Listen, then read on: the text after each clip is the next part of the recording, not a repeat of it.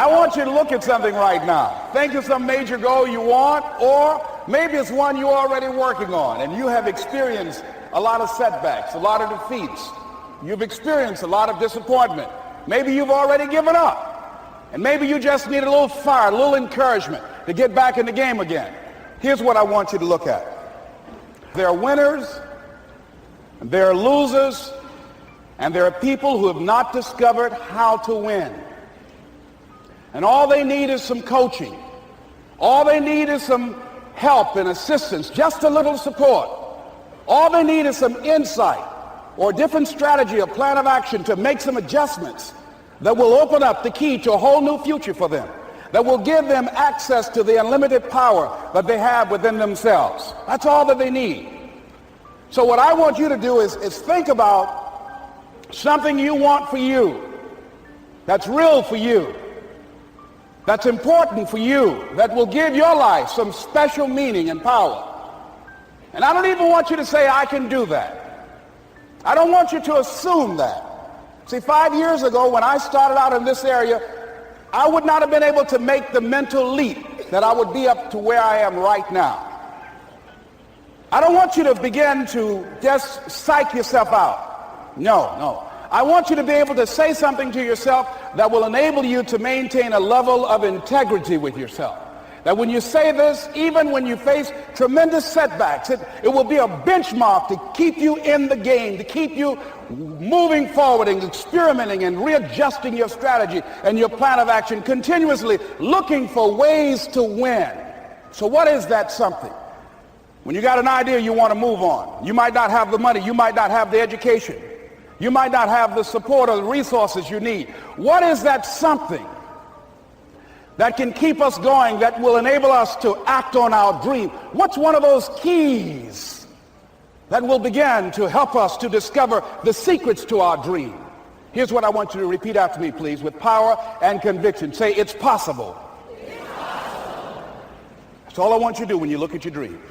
Just say to yourself every day, it's possible. Just say that every day to yourself, it's possible. Because what does that do? See, it begins to change your belief system. See, the way in which we operate, ladies and gentlemen, it's a manifestation of what we believe, what's possible for us. Whatever you've done up to this point, all that it really is a duplication, it's a reproduction of what you believe subconsciously that you deserve and what's possible for your life. Most people operate out of their personal history, out of their memory, things they've done, things they've experienced, things they've seen, things that they have observed.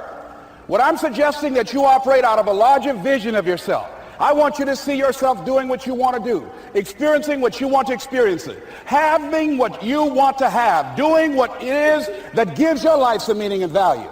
Operate out of your imagination, not your memory. Because whenever you look at where you want to go, I'm wanting to warn you, you will have some conversation back here after you go through the data that you've experienced in life saying you can't do it. And so what you want to begin to do is ignore that inner conversation. Well, most people, ladies and gentlemen, when something happens to them, what they do is they begin to believe that that's the way it is. That's the way it's always been. And they can't see the possibility of it being any different. Example, before April 1954, the common belief, the universal belief, because it had been tried again and again and again and people had failed, the belief was that man was not physically capable of breaking the 4-minute barrier, that he could not run a mile in less than 4 minutes. That was the belief on the planet. It had never been done. But here's what happened, ladies and gentlemen. Roger Bannister came along, and he broke the 4-minute barrier. Now here's what's significant about that. Since that time, up to this day, over 20,000 people have done it, including high school kids. What changed? 20,000 people, what changed? Here's what happened when they got on the track. They knew it had been done. And because they knew it had been done, there was a new belief about this barrier. about this goal that was unreachable. And those 20,000 people got in the race believing, knowing in their heart that someone had done it, that it's possible that they could do it. And I'm saying that if you know anybody that had some goal, some dream, something they wanted to do, and they did it, then I'm saying that you know in your heart that if someone has done it, then you can do it. It's possible. And that if someone can make their dream become a reality, that it's possible that you can make your dream become reality. And so as you begin to look at where you want to go, beginning to embrace that, it's possible. I'm blessed and highly favored. I've got a lot going for me. I got some good stuff in me. And it's possible that I can bring my greatness out here in the universe. That I can do what I want to do. It's possible I can write my own book. I can have my own business. I can take the trip and travel around the world. It's possible. I can bounce back from adversity and reinvent my life. It's possible. Regardless of where I am, the things can get better for me. It's possible. I'm thinking about two men right here in Chicago who were fairly successful, similar background, educated. They worked for a corporation for many years, and they were among many people that were laid off. Two guys who were very good friends.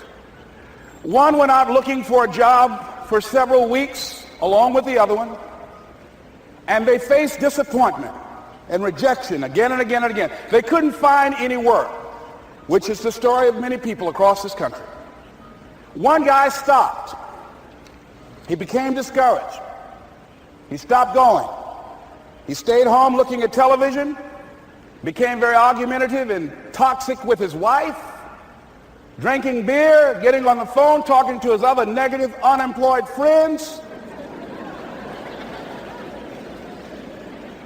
And he just gave up. The other guy kept looking for a job everywhere he could go. Every time he could get an opportunity, kept asking people, networking, checking the newspapers every day. Kept going everywhere he could, trying to find a job. You have too much education. You're overqualified. You won't be here long enough. He kept going. He kept going. He went to a place and said, look here, I tell you what, if you can't hire me, and I know you can use my talents, abilities, and skills, I don't want to sit home and do nothing. Just let me do some volunteer work. You don't have to give me anything, all right? I just want to work. I want to be busy. Guy said, okay, it's on you now, but don't expect me to give you anything. It's okay. This guy came in and worked. He was the first one there. The last one to leave was the best employee there. About 4 weeks later, one of the top managers quit. They were looking for a replacement. Guess who they selected? This other guy. This guy who was volunteering his time. He got the job. What was the difference between the two men? Eyesight and mindsight. Eyesight is judging on what you see, judging according to appearances.